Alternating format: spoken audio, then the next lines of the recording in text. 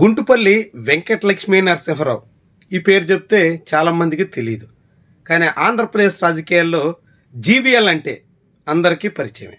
BJP నాయకుడిగా, ఉత్తరప్రదేశ్ నుంచి గతంలో రాజ్యసభకు ప్రాతినిధ్యం వహించిన ఎంపీగా, దానికి ముందు సెఫాలజిస్ట్గా జీవీఎల్ పేరు ఏపీ రాజకీయాల్లో చాలా సందర్భాల్లో వినిపించింది.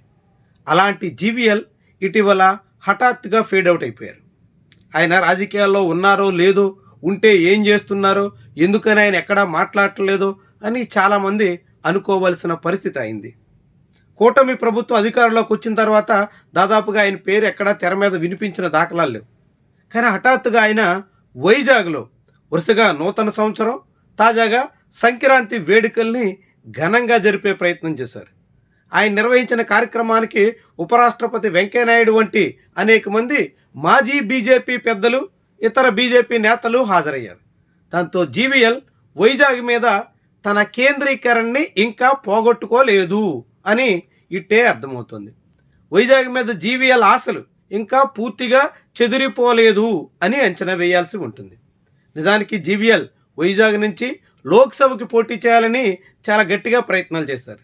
2024 పార్లమెంట్ ఎన్నికల్లో తనకు ఖచ్చితంగా సీటు వస్తుందని ఆయన భావించారు. 2024 వరకు రాజ్యసభకు ప్రాతినిధ్యం వహించిన ఆయనకు అదే ఏడాది లోక్సభలో ఛాన్స్ వస్తే నేరుగా దిగువ సభకు కూడా ప్రాతినిధ్యం వహించవచ్చు అని లెక్కలేశారు. కానీ ఆయన అంచనాలు తప్పాయి. మొన్నటి ఎన్నికల్లో ఆయన పేరు కనీసం కూడా ప్రతిపాదనలోకి తీసుకున్న దాఖలాలు లేవు. కనీసం వైజాగ్ సీట్ని బీజేపీ కోరిన ఆనవాళ్ళు కూడా లేవు. దాంతో మొత్తంగా జీవీఎల్ ఆశలు నెరవేరలేదు. కానీ ఇప్పుడు మాత్రం వచ్చే ఎన్నికల నాటికైనా తన లక్ష్యం నెరవేర్చుకోవాలి అనే భావంతో ఉన్నారు. ఖచ్చితంగా వైజాగ్ పార్లమెంటు స్థానం నుంచి పోటీ చేయాలన్న సంకల్పంతో ఆయన సాగుతున్నారు. అందుకు తగ్గట్టుగానే వైజాగ్ చుట్టూ వివిధ కార్యక్రమాలు చేపట్టే ప్రయత్నం చేస్తున్నారు. నిజానికి ప్రస్తుతం బాపట్ల జిల్లాలో ఉన్న బల్లికురువ ప్రాంతానికి చెందినటువంటి నాయకుడు జీవీఎల్ నరసింహారావు.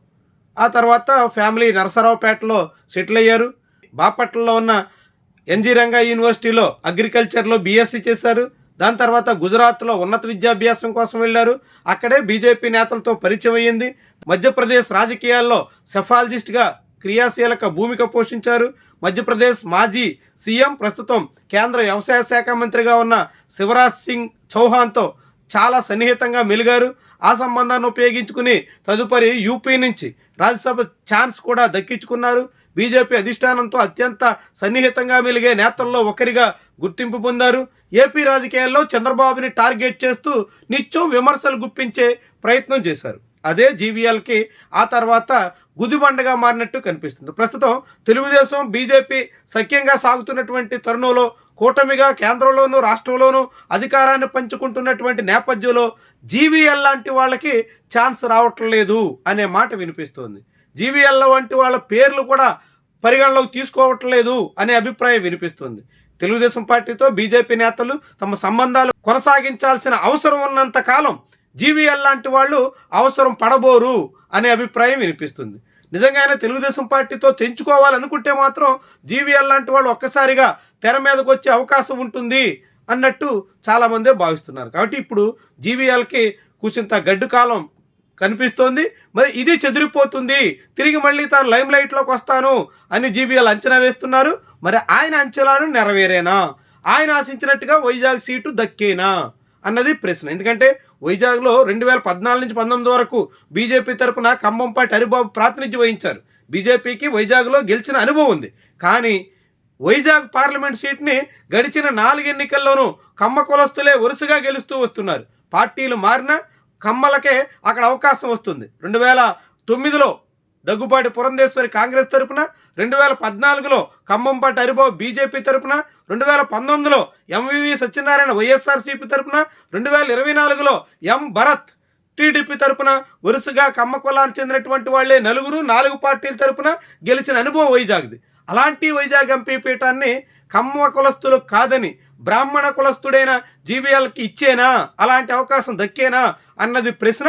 అయినప్పటికీ కూడా జీవీఎల్ మాత్రం పట్టు వదలని విక్రమార్కుల్లాగా ప్రయత్నాలు కొనసాగిస్తూనే ఉన్నారు. వైజాగ్ మీద తన ఆశ పూర్తిగా చచ్చిపోలేదని చాటుతున్నారు. వైజాగ్ సీటు కోసం ఆయన ప్రయత్నాలు ఇంకా కొనసాగిస్తూనే ఉన్నారు. మరి ఆయన ఆశలు నెరవేరేనా, ఆయన అనుకున్న లక్ష్యాన్ని చేరేనా, ఆయన కోరుకున్నట్టుగా వైజాగ్ జీవీఎల్ ఖాతాలో పడేనా, ఇవన్నీ కూడా భవిష్యత్తు తేల్చాల్సిన విషయాలు. ప్రస్తుతానికి జీవీఎల్ మాత్రం తన ఆశ ఇంకా నెరవేర్చుకునే ప్రయత్నంలో అయితే ముమ్మరంగా ఉన్నట్టు తాజా పరిణామాలు చాటుతున్నాయి.